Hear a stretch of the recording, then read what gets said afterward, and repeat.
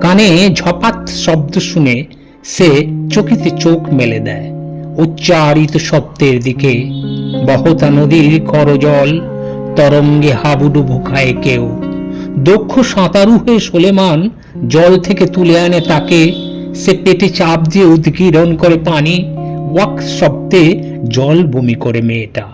নিজেকে সামলে চোখ মেলে তাকায় সে।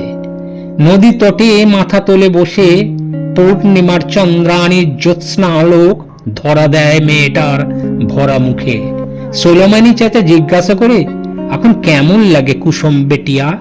কুসুম মাথা কাত করে জানান দেয় সে ভালো। কোনো কথা বলে না কুসুম।